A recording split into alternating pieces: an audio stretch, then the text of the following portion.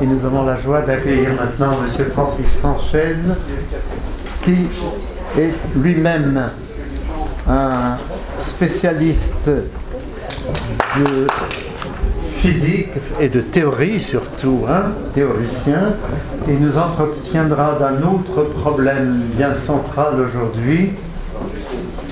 L'humain, donc c'est le nouveau programme, puisque nous l'avons légèrement modifié. L'homme et la Terre au centre du cosmos. Alors voici une nouvelle preuve de notre statut de... Comment nous appelle-t-on des complotistes. Complotistes, voilà, complotistes. Nous sommes des complotistes. Et c'est complet. Voilà. Bon, merci. Bonjour à tous. Donc, je vais essayer de vous parler de choses qui vont, en apparence et officiellement, qui sont très compliquées, mais qui en fait sont très simples. On a confondu le simple et le compliqué. Voilà. Alors, vous avez ici sur l'écran une magnifique image qui recèle un piège. Quel est ce piège? Vous avez quelque chose de permanent, c'est ce magnifique nuage au-dessus du Kilimandjaro. Et il ne bouge pas. Pourtant, il y a beaucoup de vent. Alors, comment ça se fait? Donc, on va vous expliquer ça. Alors, donc voilà le sujet de la conférence. Alors, je précise bien, c'est l'humain et la Terre, parce que ça n'avait pas précisé, au centre numérique du cosmos. J'ai précisé le sujet. Parce qu'il se trouve que très récemment, grâce à Dominique Tasso, j'ai découvert qu'il y avait des connaissances antiques, enfin, il y a des connaissances actuelles dont les anciens avaient connaissance. J'ai été très surpris d'apprendre à un moment donné que notre maître actuel, la distance d'un mètre, était connu des Égyptiens. Alors je ne pouvais pas y croire au début, c'était pas mon niveau. Mais quand j'ai regardé les textes, je vais vous donner les textes, j'en suis parvenu. Donc autrement dit, j'ai recentré tous mes travaux. Alors mes travaux ont été faits avec une série de collègues, dont nous avons quelques participants ici, qui sont résumés en dessous. On a publié la plupart de ces découvertes en anglais, parce qu'on est obligé, on est obligé de passer par l'anglais pour accéder au monde scientifique. Ça pose beaucoup de problèmes. Mais avec Dominique Tasso, on s'engage à rédiger en français un résumé, enfin un développé de tout ce que je vais vous dire ce matin. Ce qui consiste à, si vous voulez, à redonner à la science un visage humain. Parce que la science actuelle n'a pas de visage humain, c'est incompréhensible. Voilà. Alors donc, voilà, je vais vous expliquer donc quelle est l'impasse locale de la cosmologie moderne. Alors, ils ont fait une approche relativiste locale, c'est-à-dire ils ont fait une formulation différentielle en se basant sur la continuité de l'espace. Alors, ils ont dit, moi ça m'a révolté quand j'ai vu ça, quand j'étais lycéen, j'étais pas content, parce qu'ils ont dit un segment de droite, c'est facile, c'est un nombre infini de points infiniment petits. Moi, ça m'a pas plu. Ben non. Vous auriez dû vous révolter, franchement, bref. Alors, il se trouve qu'il y a une antinomie présocratique qui est célèbre.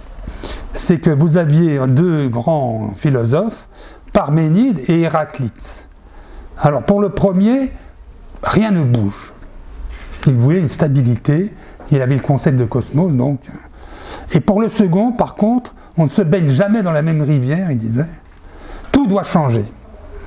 Mais alors, ce qui est très curieux, c'est qu'apparemment, avant Aristote, personne n'a fait la distinction. En fait, c'est la distinction entre le global et le local.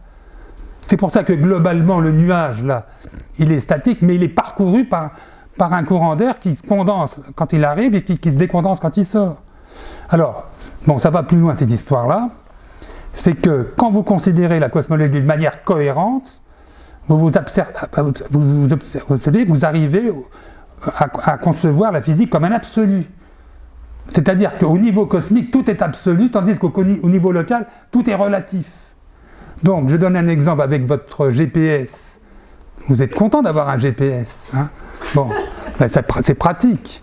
Moi-même, je l'utilise. Bon, je ne comprends pas toujours, parce que L'informatique, souvent, c'est incompréhensible pour quelqu'un qui a un esprit logique. Hein, bon, bref. Mais quand on arrive à l'utiliser, il faut savoir qu'ils utilisent des équations de la relativité générale. S'ils n'utilisaient pas ces équations-là, on se tromperait de plusieurs centaines de mètres. Donc ça marche au niveau local. Mais alors, l'argument qui consiste, on vous dit tout le monde, ah ben voyez, les GPS, ça marche, donc la cosmologie doit s'appuyer sur des équations relativité générale. Et ça, c'est une extrapolation hasardeuse et qui se révèle catastrophique. Pourquoi? Parce que je vais vous montrer que le cosmos est très simple, alors qu'on le considère officiellement, la cosmologie est considérée comme la science la plus compliquée. Et je vais vous montrer comment j'ai fait. Alors, un détail aussi, c'est comme je suis spécialisé en holographie, j'ai fait une formulation holographique du cosmos qui vient s'opposer à la formulation différentielle classique qu'on vous présente dans tous les bouquins, toutes les conférences.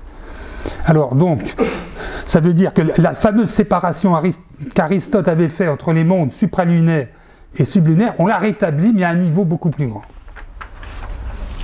Et je vais vous calculer à quel niveau. Alors le principe holographique, il ne faut pas vous affoler, hein, parce qu'il y a quelqu'un qui m'avait demandé, Bernard m'avait demandé, bon, il croyait que Mélenchon c'était un hologramme vrai. Non, c'est une vidéo, ils ont appelé ça hologramme. Il ne faut pas vous fier aux médias, hein, ça on va en discuter peut-être après. Les médias, c'est une catastrophe. Hein. Donc l'holographie, si vous voulez, ça consiste à reporter sur un film, ça reportait des franches interférences qui révèlent toute la scène qu'il y a derrière, qui est en 3 dimensions. On passe de 3 dimensions à 2 dimensions, c'est ça que ça veut dire. Et alors, c'est l'esprit du principe holographique que j'ai introduit dans les années 90, hein, en parallèle avec d'autres qui n'ont pas su l'utiliser. Je ne sais pas si vous copiez, je n'ai pas compris ça, bon bref. Bon, toujours est-il que moi j'ai appliqué le principe, j'ai apporté le principe holographique et je l'ai appliqué. Parce qu'ils ont essayé d'appliquer le principe holographique en cosmologie standard, mais ils n'ont jamais réussi. Pourquoi? Parce que le rayon de l'univers, en cosmologie standard, il bouge, il y a une expansion de l'univers. Ça ne marche pas. Il faut que le rayon de l'univers soit fixe. Donc, autrement dit, j'ai utilisé, surtout comme l'équation la plus simple, c'est ce qu'on appelle le testament d'Archimède. C'est que dans un disque de rayon unité, la circonférence est le double de son aire. Ça, c'est Archimède qui a découvert ça. Pourquoi? Parce qu'on utilise le même pi pour calculer la circonférence ou calculer l'aire. Voilà. Bon, alors, dans ce méli-mélo entre le global et le local, il y a quelque chose qui se conserve. Qu'est-ce qui se conserve? Qu'est-ce qui domine tout? Ce qui domine tout, ce sont les constantes de la physique. Et c'est Poincaré qui a dit, si les constantes varient, c'est pas la peine de faire de la physique, c'est fini. Il y a des gens, même très cotés comme Dirac et compagnie, là, qui se sont amusés à faire varier les constantes. Ça veut dire que ces gens-là n'ont rien compris à la physique. Si les constantes varient, on va à la pêche. Bon. Alors je vais vous rappeler les 3 constantes par ordre chronologique qui ont été découvertes.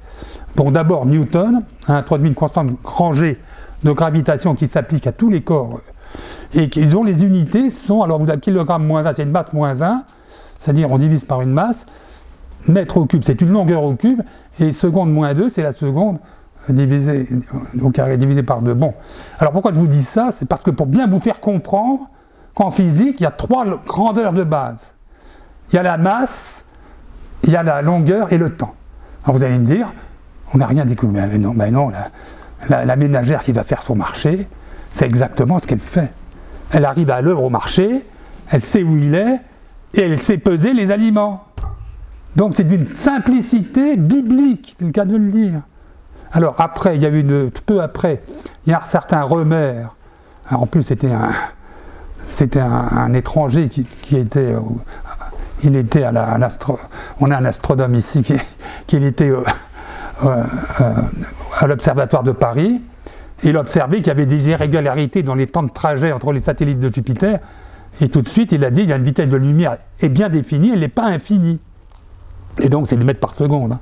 C'est une vitesse. Alors attention. C'est une vitesse très rapide à notre échelle. Mais, très important, c'est une vitesse très lente à l'échelle du cosmos. Parce que quand ils ont envoyé un satellite sur Pluton, ben, il y avait des problèmes quand même de délai. Hein. Il y avait 4 heures aller, 4 heures retour pour envoyer le message, pour piloter le petit satellite. Bon, bref. Alors, au début du siècle 2000, là, vers l'an 1900, il y a la constante de Planck qui est apparue, qui a surpris tout le monde. Hein, même Planck, il était le premier étonné. Hein.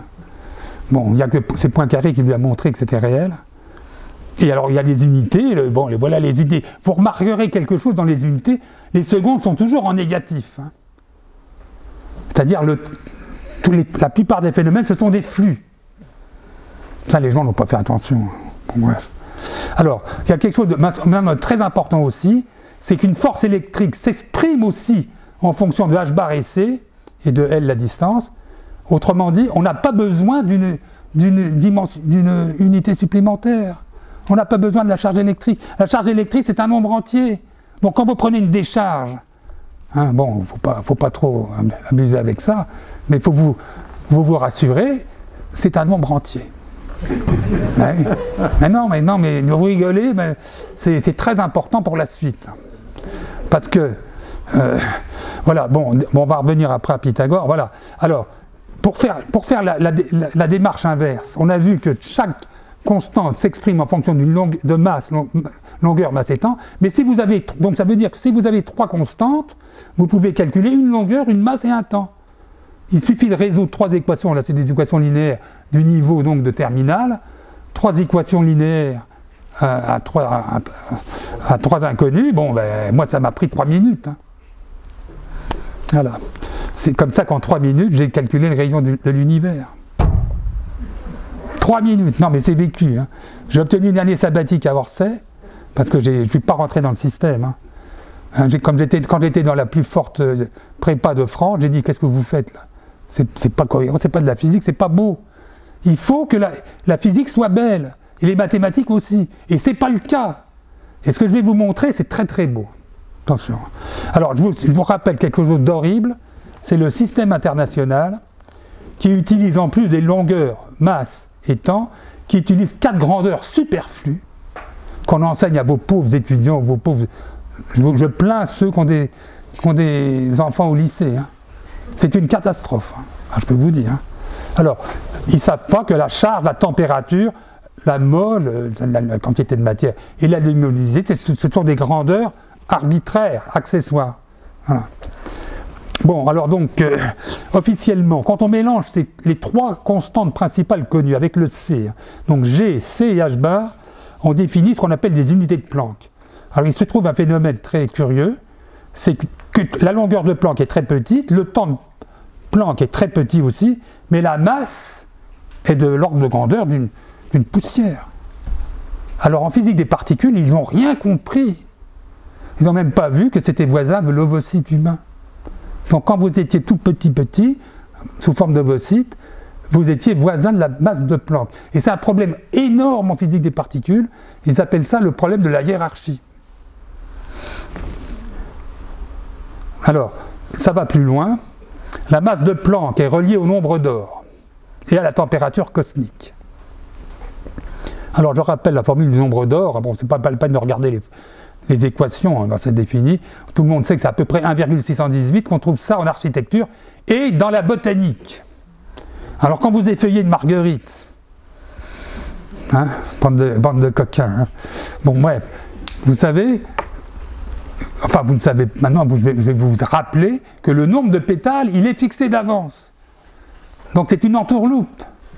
Ce sont les nombres de Fibonacci. Il y a une série de Fibonacci dont le rapport des nombres successifs tend vers le nombre d'or. Donc on le rencontre partout en botanique. C'est notre domaine du vivant. Alors donc du coup, qu'est-ce qu'il fallait faire? Évidemment, il fallait rapporter la masse de Planck divisée par la masse de l'électron, parce que l'électron, c'est vraiment la particule la plus simple. Rappelez-vous ce que je vous ai dit. Il faut d'abord étudier le plus simple. Et qu'est-ce qu'on trouve? On trouve le nombre d'or à la puissance 105. Et 105, c'est pas un nombre quelconque. 105, c'est 3 fois 5 fois 7. Bon. Alors quand on élève au carré, et puis il y a un facteur E, le petit e, c'est la constante, des logarithmes, enfin, le Neper, on l'appelle le Neper, en fait c'est la base ultime, mais ça on ne va pas rentrer dans le détail. Bon, c'est très près de Phi 210, et il se trouve une chose extraordinaire, il y a aussi un nombre d'argent. Le petit Phi 2, c'est un nombre d'argent. C'est 1 plus racine de 2 qu'on trouve dans certains formats aussi. Et la puissance, c'est J. C'est quoi ce J? Ben, ce J, c'est le facteur d'échelle de Sternheimer. Ça, vous ne savez pas ce que c'est, mais il se trouve que c'est connu en agriculture. Nous avons parmi nous, d'ailleurs, un membre, vous pouvez l'interroger à la pause, d'une société qui s'appelle Geodix. Ils ont développé, ce Sternheimer a développé une action sur les plantes et sur les animaux basée à partir de la musique. Vous voyez? Alors, est-ce que c'est du hasard? Non, parce que quand on regarde ce rapport, c'est 8 pi 2 sur log de 2, c'est à peu près 113,9. C'est exactement à 1 millième près la température des mammifères par rapport à la température du cosmos. La température du cosmos, je vous la rappelle, c'est très très bien connu avec 5 chiffres. Bon là, j'arrondis à 2,73. Voilà. Donc ça veut dire quoi? Ben, ça veut dire que la température est fixe. Or, officiellement, la température du cosmos, on vous énonce qu'elle varie. On vous dit, bon, je vous rappelle ce que vous avez appris bêtement, hein. On vous a appris l'expansion de l'univers, hein. Donc ça refroidit, bon, ça fout le camp, tout bouge, bon, c'est une catastrophe. Voilà. Tandis que là, vous avez une preuve, je vais vous apporter d'autres, que c'est vraiment permanent, hein. Et la température en particulier, c'est très important, c'est un paramètre très important biologique, hein. Parce que Schrödinger avait écrit un petit ouvrage, hein, il avait dit, bon, quelles sont les origines de la vie, il avait regardé, il s'était aperçu que la température d'un être humain, c'est fondamental au niveau du rythme des mutations. Et les mutations, il ne faut pas non plus avaler la théorie de Darwin, les mutations ne peuvent être que maléfiques.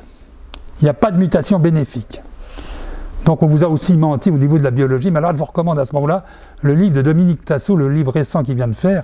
Il y a 100 questions sur l'évolution, c'est une catastrophe aussi. De toute façon, les pauvres gens qui vont au lycée actuellement, moi je les plains. J'ose pas m'en mêler parce que évidemment quand je vais arriver, on va dire nous qui sort celui-là. Hein. Bon, donc soyez très prudents avec vos enfants, hein. Si vous leur dites ce que vous avez appris là, ils vont être très mal avec leurs professeurs et ça va mal se passer. Donc gardez ça pour vous en attendant. Il faut attendre, je vous explique, il faut attendre que le télescope James Webb soit installé au 2e point de Lagrange, là-haut, hein, et qu'il va explorer le fond du ciel. Et le fond du ciel, ils s'attendent à voir des bébés galaxies mal foutues. Et qu'est-ce qu'ils vont observer? Je vous le donne en mille. Des grandes galaxies bien formées, bien vieilles, alors qu'ils sont au début de, soi-disant, l'âge de l'univers. Il n'y a pas d'âge de l'univers. Hein.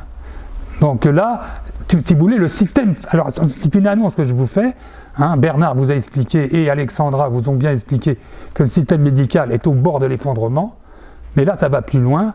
Vous avez le système sciences dures, mathématiques et physiques, qui sont au bord de l'effondrement. Ça va s'effondrer. Préparez-vous au pire. Hein. Voilà. Sous l'action du Covid planétaire, non? Voilà, bon, bref. Alors, voilà, bon, comment j'ai fait ça? Alors, je vous explique en 3 minutes 50, là, hein, quand j'ai obtenu une année sabbatique, parce que je les ai embêtés à Orsay. Hein. Je ne les ai pas lâchés, j'ai dit, ça ne va pas votre système. Ils m'ont dit, pour se débarrasser de moi, ils ont dit, tiens, prenez une année sabbatique. Bon, ben, j'arrive dans mon bureau. Hein, vous me connaissez, moi j'avais travaillé beaucoup sur les particules parce que je cherchais des relations. Et dans les particules, il y avait beaucoup de données. Mais en cosmologie, il n'y avait pas beaucoup de données. Il n'y avait presque rien. Donc j'arrive dans mon bureau en septembre 97, et je dis tiens, j'ai un peu de temps, je vais reprendre tout à la base. Et la base, donc c'est bien la cosmologie. Hein. Et alors donc j'ai pris 3 constantes, mais je n'ai pas pris la vitesse lumière, moi. Bon, je vous ai dit que c'est trop lent. Comme hypothèse de base, le scientifique, il dit tout doit être relié. Comment voulez-vous qu'un cosmos se relie avec une vitesse aussi lente? Donc j'ai enlevé le C, ce que personne n'avait fait auparavant. Hein. Donc alors qu'est-ce que j'ai pris à la place du C? Ben, j'ai pris l'objet le plus commun, les masses des particules, électrons, protons, neutrons. J'ai pris leur valeur moyenne. Et qu'est-ce que j'ai trouvé? Ben voilà, j'ai trouvé, il y a un facteur 2, le demi-rayon de l'univers. Mais je me suis aperçu tout de suite que c'était significatif. Parce que trouver 7 milliards d'années-lumière, alors qu'on sait que c'est 14 milliards d'années-lumière, il y a un facteur 2. Donc, qu'est-ce que je me suis dit? Je me suis dit, ça y est, ils ont fait la bourde. Ils ont fait la bourde du siècle, c'est de ne pas faire l'analyse dimensionnelle. On appelle ça une analyse dimensionnelle. En fait, c'est une synthèse conceptuelle. Comme j'ai changé le terme, parce que dans Wikipédia, là, ils se trompent toujours, enfin, c'est les termes consacrés. C'est une synthèse qu'on fait à partir de 3 constantes. On sait que ce sont les bases du savoir, ce qui est invariant. Donc, il faut, à partir de là, calculer des distances, des temps et des masses. Donc voilà, quand j'ai vu ça, alors j'ai déposé un pli cacheté. Donc cette valeur, je vous signale que la valeur de 13,8 milliards d'années-lumière est contenue dans le pli cacheté que j'ai déposé en 1998 à l'Académie des sciences. Et j'attends le moment propice, quand le James Webb va faire son œuvre, pour ouvrir devant tout le monde, la valeur, elle était là. Et ça va faire je peux vous prévenir, ça va faire un grand scandale, hein, qui va faire le tour de la planète. Alors, il y a un petit détail qui est troublant, qui a beaucoup troublé notre ami Bisoire, l'astronome, c'est qu'il faut toujours se demander s'il n'y a pas plus simple. Et il y a une technique encore plus simple pour se débarrasser de la vitesse lumière, je vous le signale, c'est d'éliminer la vitesse lumière entre 2 formules canoniques de la physique, le rayon classique de l'électron et la longueur de Planck qu'on vient de voir tout à l'heure.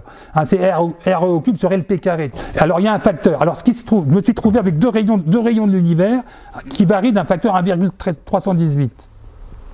On m'en a fait le reproche. Mais il ne fallait pas reprocher. Parce que le deuxième rayon, figurez-vous, c'est le rayon qui figure holographiquement le cosmos qu'il y a derrière. Et ça, je l'ai démontré. Je vais vous montrer comment j'ai fait. Alors voilà. Donc j'en rappelle quand même qu'il y a 2 cosmologies opposées. Hein. Celle officielle, c'est le Big Bang. L'espace se dilate et R croît dans le temps. Et on ne peut pas faire d'holographie cosmique, du coup, puisque ça varie. Et il y avait un modèle permanent, donc que j'ai repris. Hein. Pour ça, j'ai rien inventé. J'ai rien fait de génial. Hein. Ça, mettez-vous bien ça dans la tête. J'ai fait des trucs simplement de physique normale. J'ai rien fait de génial. Mais alors, ces 3 précurseurs, Bondi, Gold et Hall, ça va vous amuser. Ils ont été voir un film. À un moment donné, ils ont vu le film Dead of the Night en anglais. C'est un film bizarre où la fin, c'est exactement le début. Donc ils se sont réunis le soir, ils ont dit si ça se trouve la cosmologie c'est ça. Voilà. Ils se sont dit il y a un modèle permanent, hein, et donc on a ce que je vous ai représenté, le global qui est fixe et le local qui varie. Voilà.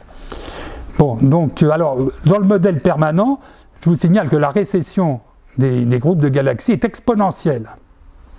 Donc, ils avaient prévu l'accélération qui a été découverte au tournant du siècle. Vous savez qu'ils ont réécrit tous les livres de cosmologie à la hâte, hein, au tournant du siècle. Mais ils n'ont pas fait le rapport, parce qu'ils se sont tous noyés dans une seule théorie. Ils ont enseigné ça, le Big Bang, à tout le monde. Hein, c'est même passé dans le cursus des classes de seconde, le cursus général, le Big Bang a été officialisé. Alors, quand ils ont découvert qu'il y avait une accélération, ils ne se sont pas rappelés, ils n'ont pas ressorti le fait que cette accélération avait été prévue par la théorie concurrente. Ce qui s'est passé, c'est catastrophique. Hein. Parce que voilà, ça a été observé en 1998. Alors, cette réfutation a été éludée en inventant une énergie noire inconnue de taux 0,7, dont le complément 3/10, tenez-vous bien, est un facteur gravitationnel facile, trivial, qu'on calcule en une ligne. Et compte tenu de ce facteur, il se trouve que l'estimation de Eddington pour le nombre de protons dans l'univers est confirmée. Donc Eddington avait prévu un nombre de protons dans l'univers, il avait même calculé les rayons de l'univers, mais il n'avait pas vu que la vitesse c s'éliminait. C'est pour ça que moi j'ai trouvé beaucoup plus facilement que lui. Hein. Mais alors c'est ce que je n'ai pas compris comment il a fait. Il a calculé le nombre de protons dans l'univers, il faut le faire. Hein. Et ça se vérifie, en tenant compte du facteur 3/10. Voilà. Alors donc voilà, donc maintenant j'espère que vous avez saisi la portée de cette petite image là. Hein. C'est que, contrairement à tout ce qu'on vous a raconté, l'univers globalement il est fixe, ça ne bouge pas, il n'y a pas d'âge. On vous a trompé. Les 13,8 milliards d'années, ce sont des années-lumière, pas des années tout court. Voilà. Bon, donc, alors vous allez me dire, mais qu'est-ce qui bouge? Sur les galaxies qui traversent donc, notre univers, elles fuient hors de l'horizon, et donc elles sont remplacées, pour que ça soit stable, par des bébés galaxies. Et on a des observations qui vont dans ce sens-là. Il y a des alignements de galaxies de Alton Harp, hein, qui montrent bien, alors ça a été censuré, Alton Harp il s'est fait virer des observatoires aux USA. Hein. C'est catastrophique, je vous dis. Alors, quel est le taux de remplacement de la matière? Non, c'est pas du remplacement, c'est de la permutation. Le cosmos renvoie par un moyen que je n'ai pas compris encore, c'est à peu près 1 neutron par siècle dans le volume d'une cathédrale. Ça veut dire quoi? Ça veut dire que ça, c'est une quantité humainement concevable. Dans le cours de votre existence, vous verrez apparaître un neutron dans le volume d'une cathédrale. Voilà. Bon, je continue. En plus, quelle est la densité cosmique moyenne? Parce qu'elle est invariante. En moyenne, vous avez 3 atomes d'hydrogène en moyenne dans votre volume. Ou si vous prenez le volume d'une coudée, parce qu'on va arriver à la coudée. Hein. Le volume d'une coudée, hein, un cube qui fait comme ça, comme un gros carton, vous avez un atome. Ce sont des données qui sont, comment dirais-je, anthropiques. Ce sont des grandeurs anthropiques. Facile à se rappeler. Hein, je vous avais dit, la science reprend visage humain. Hein. Alors, quelle hypothèse que j'avais fait là? Bon, voilà, j'ai été très fort. Hein. Là, je reconnais que. Hein, parce que là, faire l'analyse dimensionnelle en 3 minutes, n'importe qui aurait pu le faire. Hein.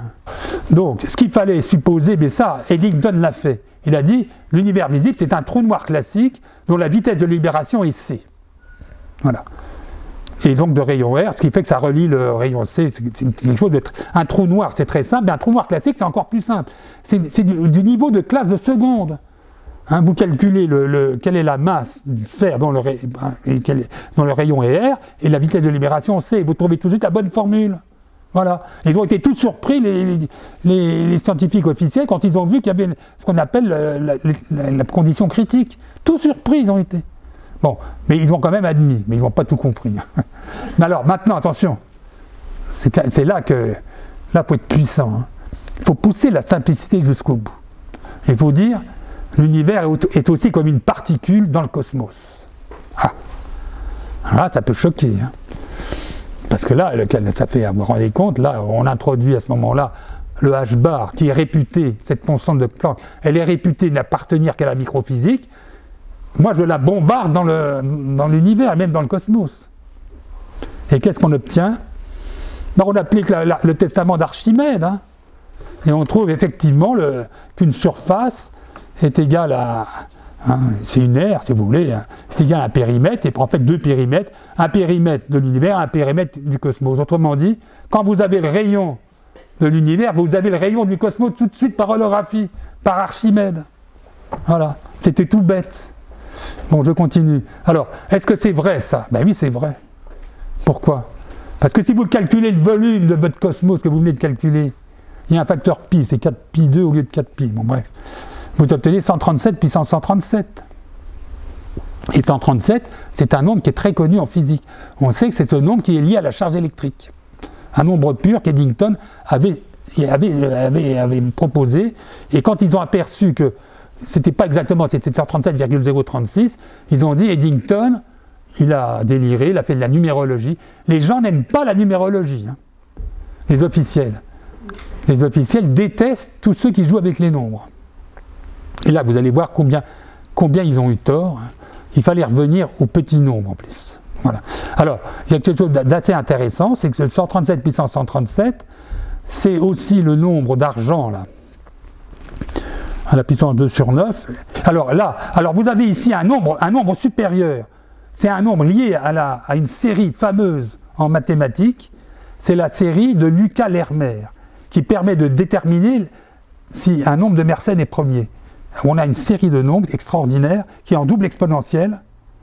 Ça croît plus vite que l'exponentielle. Et dans la deuxième exponentielle, c'est 2 puissance quelque chose. Et alors, tenez-vous bien, ce nombre-là est élevé à la puissance 2 puissance 8 moins 1 et un facteur 3. Mais c'est quoi ce 3? C'est 5 fois 153. Ah, zut. Et là, figurez-vous que le nombre 153 ressort en permanence dans ce qui suit. Et dans la Bible. Alors là, Ah, je suis tombé par terre. Bref. Alors, j'ai fait aussi ce qu'on appelle la synthèse triconceptuelle nucléaire, c'est-à-dire j'ai introduit la constante nucléaire faible, celle qui apparaît dans l'énergie solaire. Et qu'est-ce que j'ai trouvé? Une fréquence de 52,25 Hz. C'est la fréquence la plus grande perceptible au niveau de l'œil. Parce qu'au début, quand ils faisaient des cinémas, là, ils passaient 25 images par seconde, mais ils ont vu que si l'objet bougeait, on voyait trop la trace. Ça faisait une trace. Donc ils ont passé à 50 Hz. C'est pour ça que vous avez eu 50 périodes. Mais personne n'a fait le rapprochement avec les 3 constantes de la physique. Hein. C'est grave, hein, franchement. Hein. Et alors il y a autre chose. Alors là, je suis tombé raide. Relation holographique directe avec les rayons du cosmos et de la Terre. Qu'est-ce que la Terre vient foutre là-dedans? Alors c'est là qu'accrochez-vous, parce que là on va... Voilà, oui, alors maintenant on va rappeler qu'est-ce que c'est que la série égyptienne. Parce que ce qu'on appelle la série harmonique, ça utilise des fractions 1,5, 1 tiers, 1 quart, 1 cinquième. Bon. Et ça, on appelle les Égyptiens, parce que les Égyptiens ne fonctionnaient qu'avec ce type de fraction. Il n'y avait pas la fraction 3 quarts ou autre. Hein. Donc, autrement dit, quand vous additionnez jusqu'au numéro 5, vous obtenez le 137 sur 60, le 60 de Babylone. Bon. Et si vous continuez, il y a 7 au carré, bon, il n'y a que le 7, il y a 11 au carré. Autrement dit, le 137 est un monstre arithmétique que personne n'a signalé. Ils auraient dû énoncer ça dans les plus petites classes, en école primaire, ils devaient apprendre ça. Hein. Et donc, les Égyptiens, forcément, le connaissaient. Alors, quand j'ai découvert cette série, parce que je l'ai trouvé par hasard, hein, trouvé nulle part, hein, j'ai dit, à ce moment-là, j'ai envoyé des messages partout, regardez les hiéroglyphes. Mais après, j'ai compris que les prêtres égyptiens pratiquaient la divination astrologique, donc les savoirs, de tels savoirs n'étaient pas divulgués. Ça restait toute tradition verbale de prêtre à prêtre. Alors, j'ai regardé un peu le 137 dans la musique. Il se trouve que celui qui joue du piano, quand vous faites le sol supérieur, là, il y a un rapport 6, qui est un nombre parfait, figurez-vous, que c'est la 137e comma. D'autre part, c'est le nombre maximum de zones défini par 16 lignes. Si vous tracez 16 lignes sur un plan, il ne faut pas qu'elles se coupent. Hein, aucune se coupe 3 fois. Il n'y a pas de triple point. Vous avez 137 zones. Et Atiyah, hein, alors là, il est décédé récemment. Hein. C'est un grand mathématicien, c'est l'un des rares mathématiciens théoriciens qui s'est intéressé au 137. Et dans ses théories, il a remarqué que c'est lié à 2 puissance 7 plus 2 puissance 3, 2 puissance 7 étant lié à la théorie des quaternions, non, des octonions, pardon, et 2 puissance 3 ou quaternions, voilà. Parce que c'est 7 égale 8 moins 1. Alors justement, 7 et 8 moins 1 est très important, vous allez voir pourquoi.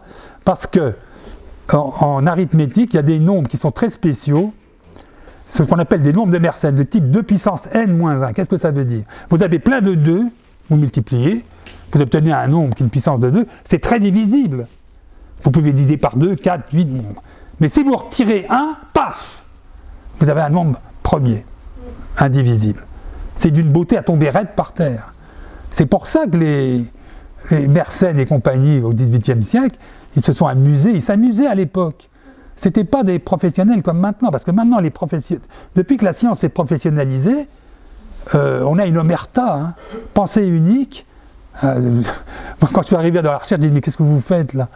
Alors pour publier un article, hein, vous soumettez, bon, par exemple, je l'ai fait à l'Académie des sciences, vous recevez une feuille avec un rapport diffamatoire, hein, c'est nul, c'est de la numérologie, non daté, non signé.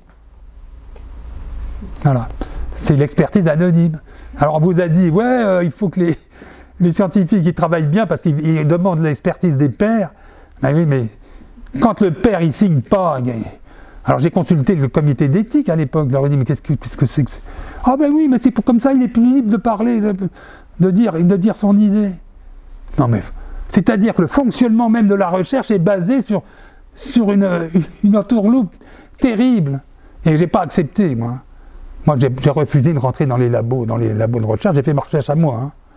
Ah bah oui, là, non, c'est vraiment lamentable ce qui se passe dans la recherche. Hein.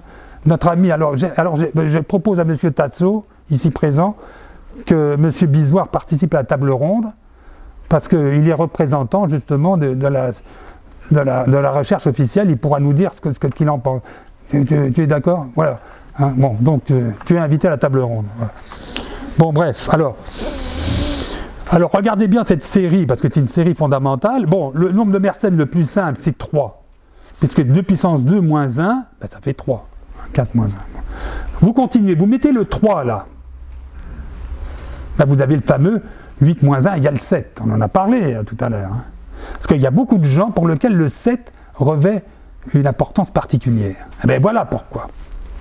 Mais vous n'avez pas été plus loin, faut aller plus loin. Il faut faire 2 puissance 7 moins 1 et vous avez 127. C'est encore un nombre raisonnable. Hein. 127 pommes, c'est vite ramassé. Oui, mais attention. Et c'est là qu'il y a un saut. Si vous faites 2 puissance 127 moins 1, c'est ce qu'on appelle le nombre de Lucas. Il a observé que ce nombre-là est premier sans utiliser d'ordinateur. Autrement dit, les propriétés de ces nombres sont tellement magnifiques qu'il a réussi, et c'est resté pendant 80 ans le plus grand nombre premier connu, avant les ordinateurs. Hein. Et donc, alors seulement, vous allez rigoler, ils ne se sont pas aperçus que ce nombre-là est voisin justement du nombre de l'univers par rapport à la longueur d'onde de l'électron. Voilà, personne s'en est aperçu. Hein.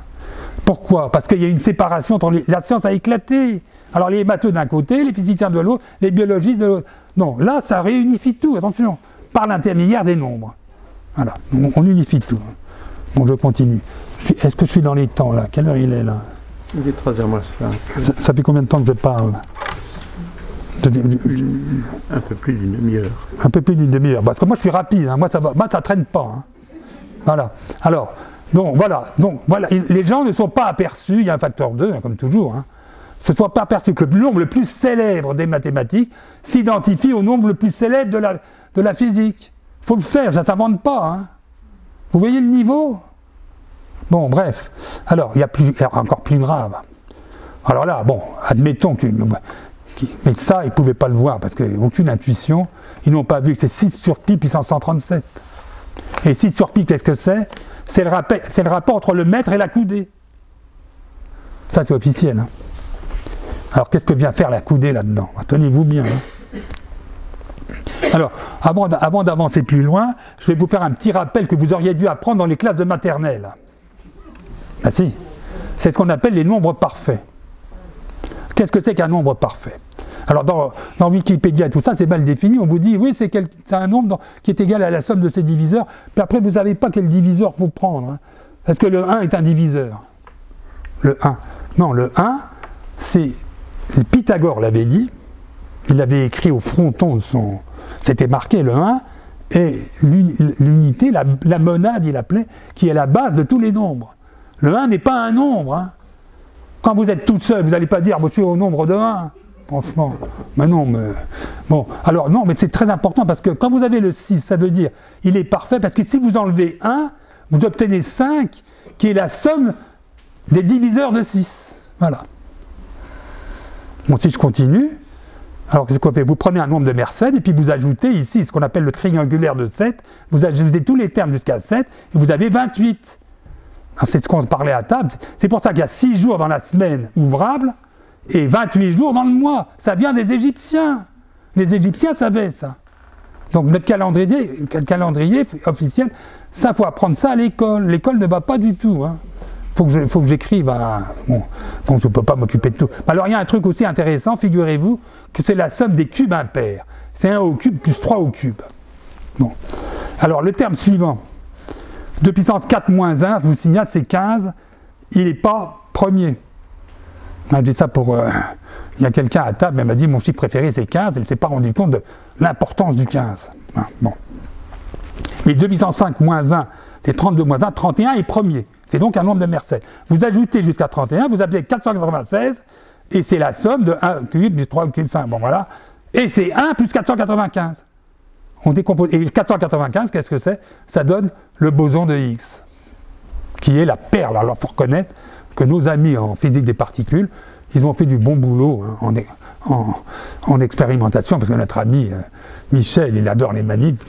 Donc ils ont fait un travail extraordinaire de démontrer l'existence du boson de Higgs. Mais ils n'ont pas vu, ils se sont aperçus que qui était voisin de 496, hein, qui est le nombre de dimensions dans le groupe SO32, il y a un groupe principal, mais ils ont vu qu'il y avait un nombre parfait. Mais dans la théorie des cordes, oui, en théorie, hein, ils ont vu que 496, c'est un nombre parfait.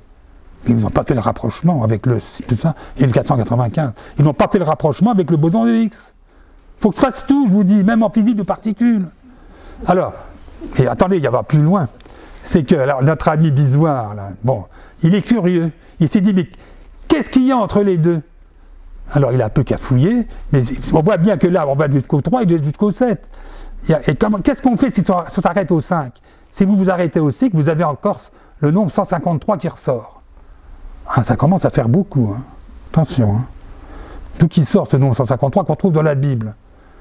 Comment les anciens pouvaient connaître ce nombre-là? Alors, donc, il y a autre chose, qui est encore plus fort, pour ainsi dire. Hein, j'ai rappelé que le rayon de l'univers sur l'électron, c'est 2 puissance 128. Si vous faites ça avec le cosmos, c'est 6 puissance 128. Et 6, c'est 2 fois 3. Donc, autrement dit, le cosmos se décompose bien en univers plus autre chose. Alors, c'est quoi ce rapport-là? Ce rapport-là, c'est tout bête. C'est le rapport entre la vitesse grand C sur la vitesse petit c. Parce que je vous ai dit que la vitesse de la lumière, c'est une tortue à l'échelle de l'univers. Ben oui, donc là, vous avez alors ça va déboucher, ça va aller loin. Hein. Alors maintenant, on revient au 137, et alors je vous annonce que le 137 était connu des anciens. Dans la Bible, on le trouve 4 fois. C'est notre ami Dominique Tassot qui l'a trouvé, bravo. Hein. Moi, je l'avais trouvé qu'une seule fois. Hein. Et alors, attention, on en parlait tout à l'heure, il y a quelqu'un qui a été en Égypte, qui a été visiter le temple de Karnak, mais elle a rien compris. Et la grande pyramide. Le 137 est dans la grande pyramide. Alors accrochez-vous. Hein.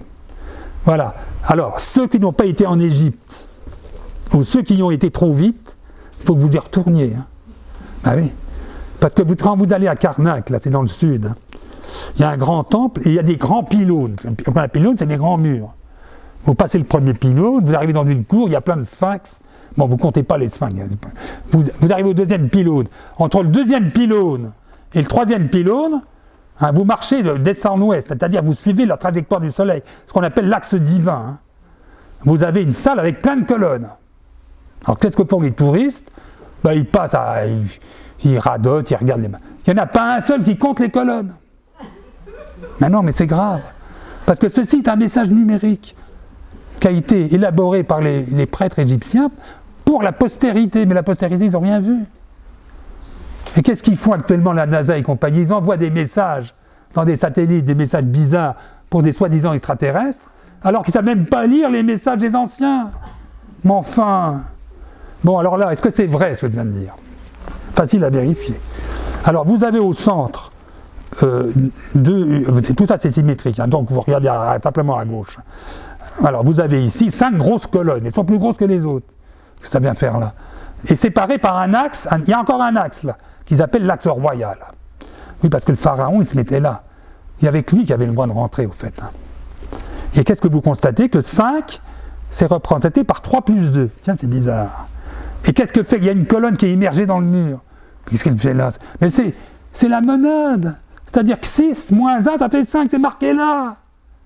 Oh, alors est-ce que c'est vrai? Oui, c'est vrai, parce que ici, vous avez 28, et c'est le deuxième nombre parfait. 7 fois 4, 28. Et ces rangées là de colonnes qui sont légèrement d'un diamètre plus petit, faites gaffe, hein, même une petite colonne, vous ne faites pas le tour avec 3 bras. Hein. 3 personnes ne font pas le tour. Hein. Bon, bref. Alors, on représente ici, c'est clair, c'est que le 8 qui est là, il y a aussi 8 de l'autre côté, donc on a 16 au total. 8, c'est 7 plus 1, c'est marqué là. C'est visible. Alors, vous allez me dire, mais qu'est-ce que c'est que les autres colonnes là? Il y en a 33. Et c'est quoi 33? C'est le nombre d'ordre de 137. 137, c'est le 33e nombre premier. Encore un hasard. Alors, je peux vous dire... Ah oui, j'ai oublié de le dire au début, là. Oui, parce qu'on n'a pas eu le temps de ranger ça normalement. C'est que ce qui s'est passé au niveau des sciences, c'est qu'il y a eu une dichotomie entre le hasard et l'incomplétude des mathématiques. Les mathématiciens ont voulu prendre le pouvoir, ils ont dit nous on est complet. Donc les constantes de la physique, si elles ne sont pas dans notre cursus, c'est qu'elles sont tirées au hasard. C'est ça l'enseignement officiel. Et alors là, vous avez vraiment la preuve qu'il n'y a pas de hasard. Parce que là, vous avez, quand on les compte jusqu'au bout, là, il y a donc en tout 134 colonnes. Pourquoi? Parce que les concepteurs de ceux qui ont fait ce plan-là, ils n'étaient pas idiots. Comme vous avez un nombre impair et que vous voulez voir un axe divin, que le soleil traverse tout ça, donc dans sa marche est-ouest, donc du coup, il fallait isoler un nombre impair. Et ils ont isolé le 3. C'est pour ça qu'ils l'ont mis entre le deuxième et le troisième pylône. Ben oui, parce que le 137, bon, je vous rappelle la vidéo précédente, là, elle est où? Je l'ai mis où? Bon, bref, on partait du 3. Hein. Il y avait 3, 7, 127. Bon, on n'est pas dans l'ordre parce qu'on n'a pas eu le temps de fignoler. Hein. Bon, bref. Alors, on arrive dans la Grande Pyramide. Ah, alors la Grande Pyramide, ça fait couler beaucoup d'encre en ce qui concerne le nombre d'or et le pi. C'est-à-dire, effectivement, quand on considère la section de la pyramide, hein, si on considère 1 comme le demi-côté, là, si on prend racine de phi, on a comme diagonale le phi, le nombre d'or. Et racine de phi, c'est voisin de 4 sur pi. Ce qui fait qu'il y a plein de propriétés que les gens, enfin certaines personnes ont détectées. Mais d'autres ont dit numérologie. Donc, autrement dit, ils se sont bagarrés. Moi, j'arrive et je mets tout le monde d'accord. Voilà. C'est que cette pyramide, ils ne l'ont pas dit, elle est tronquée du bout. Hein. Il manque tout un bout. C'est pas le pyramidon. Hein. Il y a des gens qui croyaient qu'il y avait 1 mètre. Non, il manque 8,50 mètres. Et alors, la hauteur exacte, c'est 138 mètres, virgule 0, hein, très précis. Donc, est-ce qu'il connaissait le mètre? Est-ce qu'il connaissait 138? 138, effectivement, il sort là. C'est phi puissance 16 sur 16. Voilà. Alors que phi puissance 17 sur 17, on va le voir tout à l'heure, ça fait 210, comme par hasard. Bon, bref. Alors, les côtés, le côté par rapport à la hauteur, ça représente le pi, la fraction 22 septième, qui est 3 plus 1 sur 7, comme par hasard. Mais alors, attention, ce que tout le monde a raté, ben, quand vous êtes devant une pyramide comme ça, hein, ben, il faut calculer le volume. Oh. C'est ça qui est impressionnant. Donc le volume, je vous rappelle, c'est le produit de la hauteur, enfin, c'est la hauteur initiale, il faut prendre la vraie enfin pas initiale, la vraie hauteur, si on prolonge jusqu'au bout. Hein. C'est 146,6 mètres. Multiplié par l'air de base, c'est C au carré, c'est un carré, et on divise par 3. Hein, je m'adresse ici à des cultivateurs, il y en a dans la salle, hein, pour calculer le volume d'une pyramide. Hein, bon, ça arrive souvent quand on a des pommes et tout ça, il faut diviser par 3, il faut le savoir. Et qu'est-ce que vous trouvez? Ben 138 multiplié par 137 au carré, très précis. Alors, moi, on va se demander, est-ce que c'est du hasard? Ben non, vous n'avez pas le droit de dire que c'est du hasard. Non, vous n'avez pas le droit. Parce que je vais le démontrer. Voilà. Et c'est grâce à notre ami Tasso, hein, Dominique, pour ne pas le citer, parce qu'il y a plusieurs Tasso, attention. Voilà. Qu'est-ce que j'ai découvert dans le livre de Charles Funk Haley, qui s'intitule « La Bible et la Grande Pyramide ». Je suis arrivé à la Bibliothèque nationale, moi. J'ai ouvert le... Qu'est-ce que j'ai vu? La distance a été définie en disant qu'à une distance de 3570 mètres, une lumière disparaît à l'horizon si vous êtes à 1 mètre de hauteur du sol. Et comme moi j'ai parcouru le Nil, hein, j'ai bien vu que c'est en ligne droite, tout ça, donc on peut très bien voir une feloupe, ils appellent ça leurs engins, là, une petite feloupe disparaître à l'horizon. Donc ils ont défini. Alors il y a des gens qui disent qu'ils croyaient que la Terre était plate, alors ça je suis désolé, là c'est des mensonges complets. Hein. Ils savaient que la Terre était ronde, non seulement ils savaient que la Terre était ronde, mais ils ont voulu une unité de distance relative au rayon de la Terre. Et pourquoi ils ont utilisé 3570? Quand j'ai vu ça, parce que figurez-vous qu'avec notre équipe de matheux de haut niveau, on avait défini par ailleurs, 6 mois avant, d'ailleurs pas longtemps avant, on avait calculé 3570, c'était un nombre arithmétique très spécial. Et ils le connaissaient. Alors là, d'où ça vient? Alors là, bon, voyons. Alors qu'est-ce que c'est que 3570? Il se trouve que c'est 60 au carré, tiens, c'est bizarre. On dirait que c'est la définition de la seconde.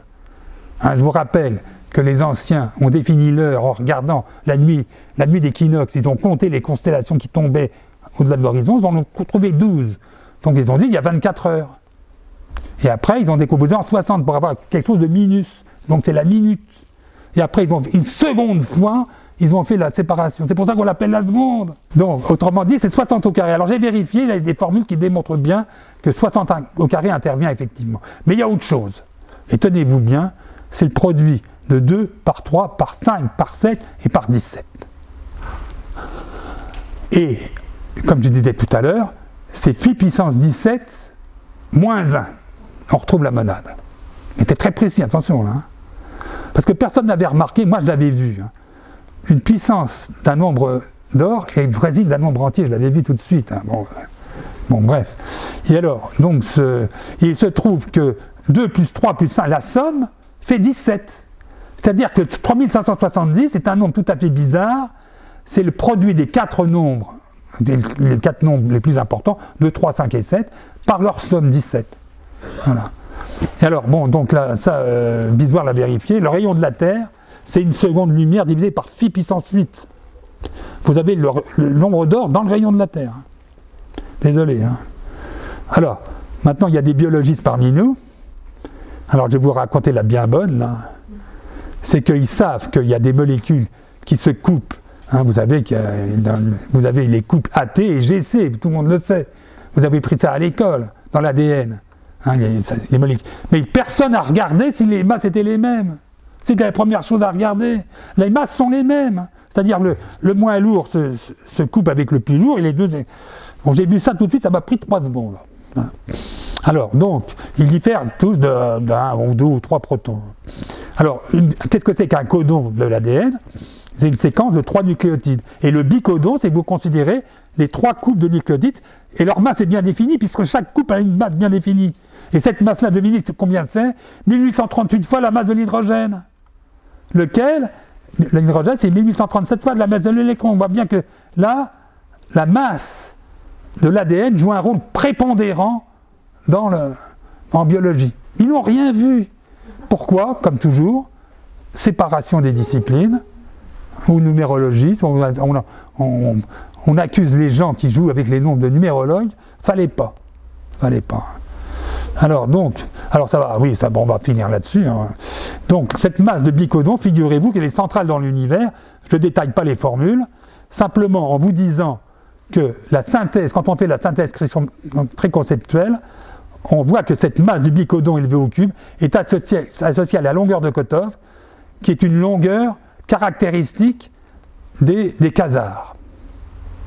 Alors les quasars ont une certaine période de vibration bizarre de 9600 secondes, ça fait 2h40 minutes, c'est bizarre, c'est le temps d'une bonne sieste. C'est encore un temps bizarre, ça. Et ce temps-là, c'est Kotov, il l'a observé dans le Soleil. Hein. Le Soleil pulse à 2h40, il faut le savoir. Hein. Et donc il est lié directement à la masse du bicodon et à l'ADN. Et lié donc, comme il se passe un phénomène extraordinaire que personne n'a voulu comprendre, qu'il n'y a pas d'effet Doppler sur les quasars lointains, ça veut dire que ça fait intervenir la vitesse grand C. Et notre ami Michel, il imagine déjà des expériences pour mesurer la super vitesse. Bon, ça ne va pas être facile. Voilà. Bon, bref, alors il y a quelque chose d'extraordinaire. Hein. C'est que vous mettez la masse du bicodon avec la masse du photon. Bon, j'ai introduit la masse du photon grâce à Kotov, et la masse du graviton. Quand vous faites ce produit de 3 masses, vous retrouvez le rayon du cosmos avec le facteur U qui est le facteur officiel. C'est 1,318. Hein. Bon, bref. Bon, voilà. Alors maintenant, il y a un mystère aussi qui a été résolu, le grand mystère de physique des particules. Il se trouve que dans physique des particules, vous avez 2 familles supplémentaires de particules qui servent à rien. Elles se désintègrent. Il y a un électron lourd et un électron super lourd. Au bout d'un certain temps rapide, ils se désintègrent, donc on ne les trouve pas. Et à quoi ça peut servir? Eh bien, figurez-vous que la masse du premier par l'électron, c'est 206,7, c'est voisin de 210. Et la masse maintenant du super lourd par rapport au moins, c'est voisin de 17. Donc la différence entre le grand et l'électron, c'est pratiquement 3570. Ça ne s'invente pas, hein. Voilà. Non, mais si vous voulez, c'est d'une beauté à tomber raide par terre. Hein. Voilà. Alors maintenant, je vais terminer là-dessus. Les nombres entiers sont apparus dans le tableau de Mendeleïev. Tout le monde a rigolé au début. Quand Mendeleïev il a voulu classer les nombres par ordre de masse, ils ont dit ça tombe pas juste, ils ont dit tu t'arranges, tout ça. Bon. Alors voilà, donc voilà le tableau. Hein. Alors la première série, vous vous rappelez que ça comporte que 2 atomes. Vous avez l'hydrogène et l'hélium, vous vous rappelez de ça. Et après, il y en a 6 au milieu, là, dont le carbone, qui fait 6 justement. Carbone, c'est 6, hein, nombre parfait. Hein. Bon, et après, bon, ben, vous avez des rangées de 10 et de 14 atomes. Attention, il n'y en a que 2. Quand vous faites la somme, vous obtenez 118. Mais si vous augmentez d'une unité chacun des nombres là, des nombres d'atomes, vous passez de 2 à 3, de 6 à 7, on passe à un nombre premier, de 10 à 11 premier, de 14 à 15, pas premier. Et donc il y a cassure de la... Et vous obtenez 107 plus 30, et donc on retrouve donc dans le tableau périodique des éléments, on retrouve le 137. Alors comment ça se fait, qu'est-ce que ça vient faire là-dedans? Ben, ça vient faire simplement qu'on le retrouve en fonction des petits nombres de bases que je vous avais dit, 3, 5 et 7 et 2 et 3, voilà. Et il se trouve que la théorie officielle de Joule, de physique de particules, cette décomposition existe, 106 points, voilà. Et en plus, alors tenez-vous bien, alors là, on tombe raide par terre, quand vous regardez la valeur alphanumérique de la Kabbalah, parce qu'à l'époque, chaque lettre avait une signification numérique, et quand vous le faites avec le Q, B, L et H, vous avez 100 plus 2 plus 30 plus 5, 135. Alors moi je suis tombé raide. C'est-à-dire il connaissait même la décomposition. Pourquoi il connaissait ça? Parce que ça fait intervenir les fameux petits nombres que je vous ai dit. Voilà. Donc il y a une science antique qui a été oubliée, hein, et que même maintenant il n'arrive pas à ressortir. Hein. Donc on est en retard sur les anciens, je peux vous dire. Hein. Bon, voilà. Donc étendu, voilà, bon, ça c'est des détails. Hein, bon, voilà. Alors notre ami Bisoire, bon, il s'est fendu, il a tracé tout ça sur un acte. Quand vous tracez les fameux nombres que je viens de vous dire, c'est-à-dire que le nombre ici, le nombre d'atomes là, se limite à 14 dans la série de Mendeleïev, mais on a vu que si on la rajoute encore 4, on a quelque chose d'encore plus beau. Pourquoi? Parce que 14, c'était bien, parce que 14 plus 2, 32. Non, 14 plus 2, 16. Non, et aussi 8 et 4. Non, qu'est-ce que je dis là? 14 et 2, 16. 12 et 4, 16. 10 et 6, 16. Et 8 fois 2, 16. Bon, voilà. Bon, donc maintenant, si je double ce tableau de Mendeleïev jusqu'à la dimension 30, est-ce que 30 est bon? Ben oui, 30 est bon. Pourquoi? Parce que 30 plus 2, ça fait 32. Vous obtenez encore un multiple de 2. Quand vous faites la somme de tout ça, vous obtenez 2 puissance 7, qui est relié aux octonions de Atiyah, le grand théoricien. Je vous avais dit tout à l'heure, il avait dit 2 puissance 7 plus 2 puissance 3. Donc quand vous augmentez de une unité ici, si vous avez 8 termes, hein, bon là il en a rajouté Bisoire, bon bref, autrement dit, voilà, alors attention, le plus surprenant, ah oui, je ne vous avais pas dit. Alors là, je suis tombé raide par terre. Pourquoi? Parce que la différence entre f de 30, là que vous avez, c'est un nombre énorme, hein, c'est à 80 chiffres, hein, et que vous obtenez quand vous considérez l'univers comme une particule, c'est 153 au carré. Bon, 153 au carré pile. Mais qu'est-ce qui se passe? Mais là, il y a le 6. Donc, là, il faut prendre la racine carrée pour retomber là. 6 fois 153, mais multiplié par 2, parce qu'il y avait le facteur 2, ça fait quoi? Je vous le donne en 1000, hein. Ça fait ça. Non, ça fait ça. 1836, c'est 12 fois 153. C'est le rapport de masse proton-électron. Ça ne s'invente pas. Et tout le monde peut vérifier. Hein. Ce que je vous ai présenté, contrairement, il y a des grands génies, là. Il y a Ramanujan et compagnie, là. Ils ont sorti des formules. Alors, il faut être un spécialiste pour voir si elles sont vraies ou fausses. Mais ça, moi j'ai utilisé les calculettes scientifiques, hein, c'est tout. Hein. Même pas l'ordinateur. Hein. Voilà. J'ai trouvé des relations de plus en plus précises. Et ça va plus loin. C'est quand on prend en compte le nombre d'Eddington, hein, que tout le monde s'est foutu de lui, hein, quand il a dit « ouais, j'ai calculé le nombre d'atomes dans l'univers », personne n'y a cru. Sa théorie était mise au panier. Hein. Personne ne l'a ressorti. Moi, je l'ai ressorti, hein, je peux vous dire, c'est magnifique. Hein. Sauf que c'est un peu dur en anglais, tout ça. Bon, bref. Alors, il y avait un pi qui apparaissait, un facteur 3. Le facteur 40, c'est le facteur 10 tiers. Le facteur 10 tiers qui est universel, je vous avais dit au début. Et donc, le 153 est confirmé. Alors maintenant, ça fait plusieurs fois qu'on le voit. Il est confirmé au niveau cosmologique. Désolé. Il est d'une importance cruciale. Et alors là, c'est là qu'on se retourne vers la Bible. Hein, vous connaissez tous la fable. Hein, vous n'avez rien compris, du coup. Hein. Ce que vous n'avez pas vu, c'est que Jésus voulait il allait à la pêche aux disciples. Donc qu'est-ce qu'il a fait? Il a demandé à des pêcheurs de pêcher les poissons, pour montrer que lui, il voulait pêcher. Moi, il a dit, je suis un pêcheur d'hommes, en gros. Hein. Et donc, donc, il y a 153 poissons qui sont sortis. Mais il fallait multiplier par 12 le nombre d'apôtres. 12 fois 153 donne 1836, un nombre que personne n'explique au niveau de la science officielle. Et là, pour la première fois, 1836 reçoit une explication. Voilà. Alors donc, je conclus là-dessus. Hein. Voilà, donc je vous ai rappelé que la masse du Bicodon, elle est centrale dans l'axe cosmique. On va afficher un tableau ici, vous verrez, les gens qui veulent vérifier pourront voir un peu le nombre et la qualité il y a certaines corrélations qui sont au millionième. Hein. Et il y en a 3 à 10-11. Alors quand vous calculez la probabilité d'obtenir 3 corrélations qui donnent le même nombre à 10-11, si vous faites un calcul tous les 10 secondes à la calculette, il y en a pour 100 000 ans. Hein. Faites le calcul. Hein. Moi j'ai mis quelques années. Hein. Mais tout seul, parce que les gens n'ont jamais cru à ce que j'ai fait. Mais vous allez voir, quand le James Webb va sortir les résultats, vous allez voir la trombine des gens. Hein. Ça va être la catastrophe, hein, je vous préviens. Hein. Alors, un autre détail, mais très important aussi, hein, parce que vous savez que la nuit, même la nuit, vous rayonnez toujours de votre chaleur. C'est à 50 micromètres, 50 microns. Le rayon.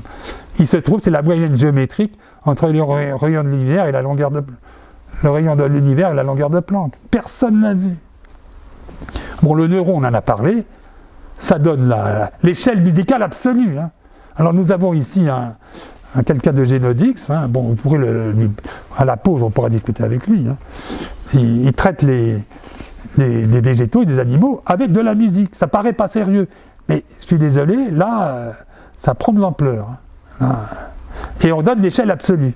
Alors ceux qui sont musiciens parmi vous, regardez un peu vos partitions. Hein. Les meilleurs, c'est quand il y a 4 bémols à la clé. Alors regardez l'hiver de Vivaldi. Hein. Il y a 4 saisons, mais l'hiver c'est le plus joli, vous regardez, vous écoutez, hein, et puis c'est magnifique. Alors du coup, moi comme je suis musicien aussi, j'ai tout converti en la bémol. Hein. Bon, alors ben oui, parce que moi je suis à l'échelle cosmique. Hein. Alors du coup, la grosse surprise, je vous répète que moi, alors j'étais le premier surpris, parce que moi au début, j'avais vu tout de suite le Bicodon. J'ai dit, donc, Bicodon, c'est l'ADN, c'est la vie, donc la vie est unie. Et j'ai dit, la vie doit être universelle. J'ai dit comme tout le monde. Mais là, quand j'ai vu ça, le neuron et le rayon de la Terre, et le mètre et la seconde, j'ai dit, ça veut dire, ça change tout. Ça va tout changer, c'est pour ça que je suis obligé de refaire un fascicule, et je vais faire en français, parce que les Anglais, là, ils sont KO. Donc, autrement dit, je vais le faire en français, avant la fin de l'année, grâce à Dominique Tassot, on va publier un petit opuscule, 100 pages, pas plus. Hein. J'aime pas les gros bouquins, on se noie là-dessus. Ça va être rapide. Hein. Et donc, alors maintenant, c'est prouvé, hein, c'est extraordinaire la précision. Les anciens connaissaient le mètre et la seconde. Ils sont liés au rayon et à la masse de la Terre. Voilà. Paf. Et ça intègre dans ce qu'on appelle le réglage fin des paramètres, parce qu'ils avaient quand même remarqué, il y avait un réglage fin des paramètres. Ils ne comprenaient pas d'où sortaient les paramètres, mais ils avaient vu qu'il y avait un réglage fin. Bon, ils avaient observé, mais ils n'ont pas été plus loin. Alors, conclusion, ça y est, la science reprend forme humaine. Les grands nombres ou l'énormité de l'univers, figurez-vous, ça se ramène à des petits nombres, intuitifs. Et alors donc aussi, on peut dire, l'arithmétique actuelle est incomplète. Donc les mathématiciens ont été très prétentieux en disant que nous, on est complet. Et les mathématiciens, c'est eux qui ont tout dirigé. Ils ont formé l'école Bourbaki, ils ont fait les mathématiques modernes, et ça a foutu en l'air des générations d'écoliers. Hein. Maintenant, on est dernier en mathématiques au niveau européen. Hein. C'est grave, hein. C'est à cause des normaliens. J'espère qu'il n'y a pas trop de normaliens parmi vous, mais ce n'est pas de leur faute. Ils ont répété ce que leur a appris bêtement. Moi, quand je suis arrivé en maths sup, j'aurais dit ça va pas. Hein. Voilà. Et alors, donc, je vous annonce, le James Webb va vous annoncer le retour au cosmos permanent, et vous allez retrouver ce que voit le cosmos. Quand le cosmos regarde l'univers, là, on se place en dehors de l'univers. Hein. Ah ben, il faut avoir de l'imagination. Hein. Donc, oui, ma femme me dit toujours, ouais, c'est trop grand. Mais par la pensée, vous pouvez imaginer. Vous vous extrayez de l'univers, vous voyez l'univers. C'est quelque chose de fixe, mais traversé par un flot de galaxies, c'est tout. Là, il y a du vent, mais le nuage ne bouge pas parce qu'il y a régénération. Ça se condense d'un côté, ça se décondense de l'autre. Et vous avez tous vu des nuages au sommet d'une montagne par grand vent, et vous n'avez pas fait le rapprochement. Hein? Ben, fallait. Je vous remercie. On n'a pas été trop long. On a démarré à quelle heure? Je n'ai pas parlé longtemps. Est-ce qu'on a le temps pour les questions? Oui, Vous avez sûrement conscience que nous venons de vivre un moment historique. Ah oui, ben oui. Un moment historique pour le ciel et pour l'univers. Ah ben oui. Nous avons quelques instants pour 2 ou 3... Vous n'êtes pas ici ce soir? Si, je suis là en premier. Encore. Ah oui. Encore des questions. Peut-être à vous, première question.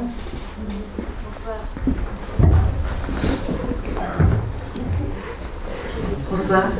Je suis mathématicienne. Ah voilà.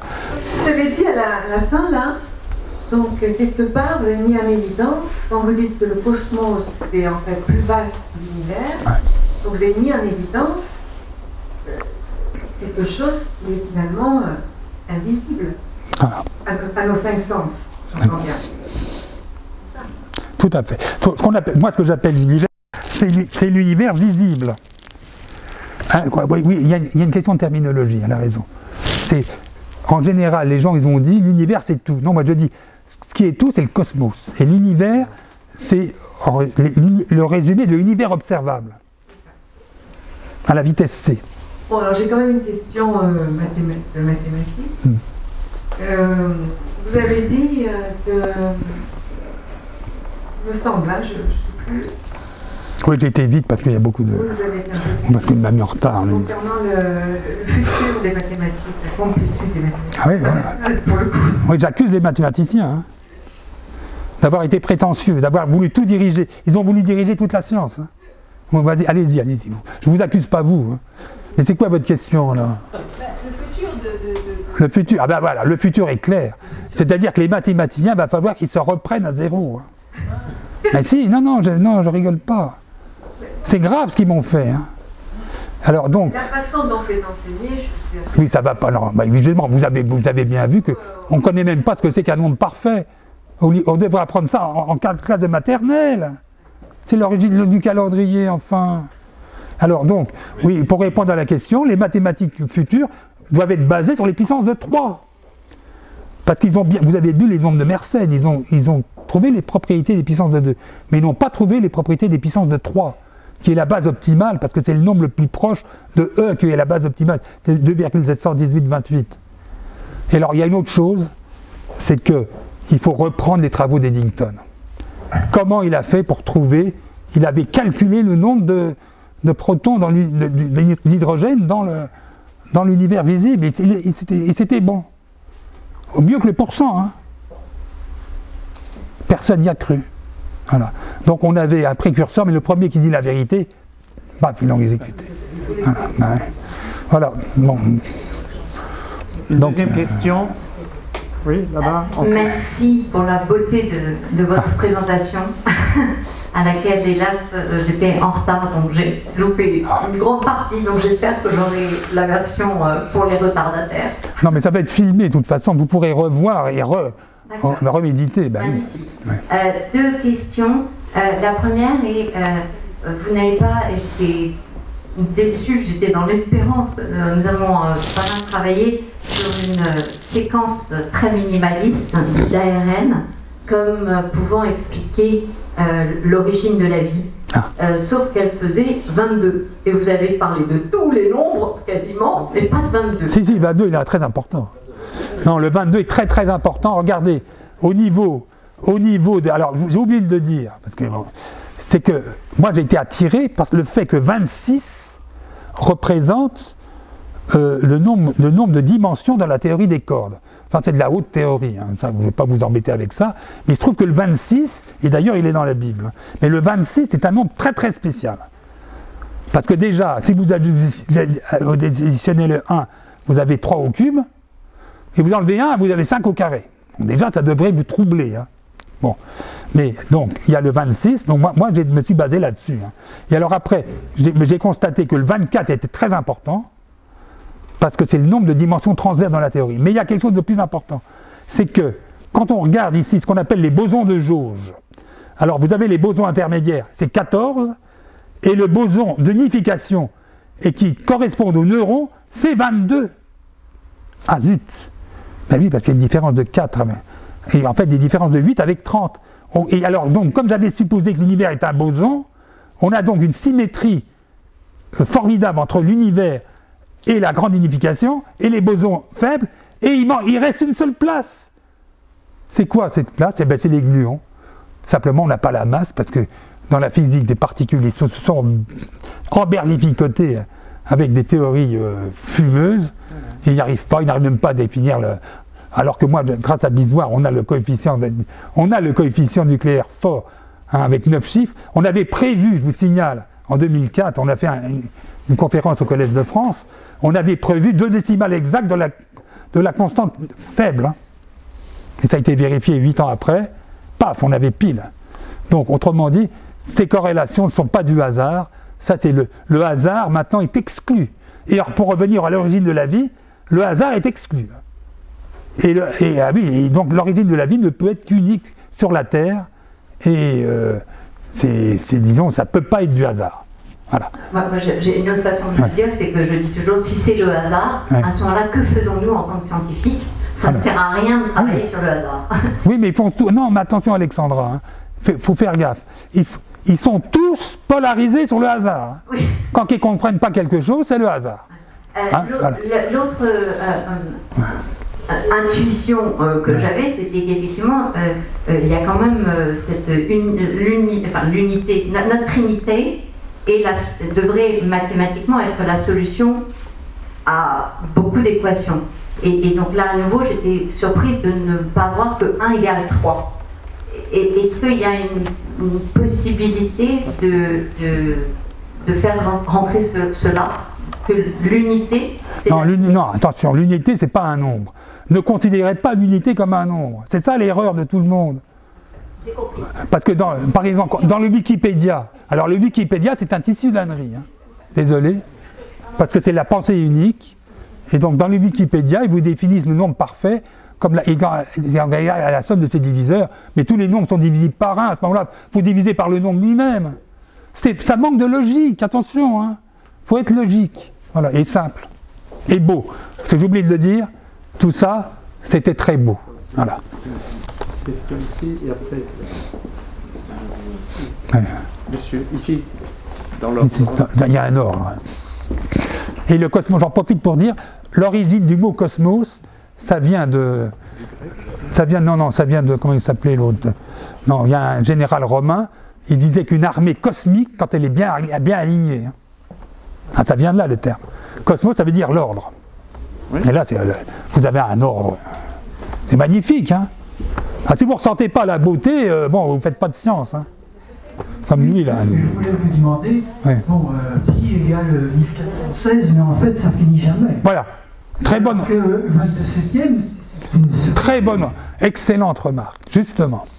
Alors, les mathématiciens, si vous allez au Palais de la Découverte, vous regardez le pi, ils ont écrit le pi, toutes les décimales. On ne s'en sort pas. Mais on a des informaticiens parmi nous, ils savent très bien que quand ils incluent pi dans un calcul, ils sont obligés de tronçonner les décimales. Hein. Sinon, tout calcul qui introduirait le pi des mathématiciens durerait un temps infini. Donc, voilà, donc vous avez raison. Et c'est ce qu'ils ont fait. Les anciens ont toujours numérisé le pi. Ils ont trouvé des simplifications. Voilà. Bon, il y avait une question. Nous allons peut-être remettre au soir dans la conférence de ce soir. Oui, les autres questions, oui. Je réponds à toutes les questions. Hein. Il a promis de répondre. Oui, je réponds à tout le monde, ne vous inquiétez pas. Alors, vous ne partirez pas sans avoir vos réponses. Voilà, mais... Merci pour votre présentation qui vraiment éblouit, qui fait chaud au cœur. Enfin, d'entendre ça, c'est comme si on avait soif. J'avais soif de ça. Sans être mathématicienne ni musicienne, j'ai 2 questions très ponctuelles. La première, c'est pour ce qui est des mathématiciens. Si j'ai bien compris, tout ce que Pythagore avait fait a été amputé de toute la partie numérologie symbolique. Et est-ce que pour les mathématiciens, une porte de sortie pour s'en sortir, c'est pas de retourner à Pythagore? Je pose ça vraiment naïvement. Non, c'est une très bonne question. Vous n'avez pas fait exprès, mais vous avez posé une très bonne question. Parce que je vous explique. Alors, il y a parmi les grands théoriciens du début du siècle, il y en a un qui s'appelait Bertrand Russell. Il a écrit Acta Mathematica, il a voulu refaire toutes les mathématiques sur des grands fondements. Alors, au bout de 180 pages, il a démontré 1 plus 1 égale 2. Bertrand Russell, non, ça ne s'invente pas, vous pouvez le vérifier. Hein. Vous vous rendez compte? Ils ont voulu abstraire tout. Mais à la fin, alors là, il faut reconnaître, il a été honnête. Il a dit, vous avez parfaitement raison, il a avoué, le plus surprenant qu'il a dit, c'est que le monde retourne au pythagorisme. Ils sont noyés à la base, parce que c'est vrai que la plupart des scientifiques ont été à la base anti-pythagoriciens. Terriblement. Mais là, maintenant, bon, surtout quand le télescope va faire son travail, ça va être le raz-de-marée. On va refaire tous les... Il faudra tout refaire. Voilà.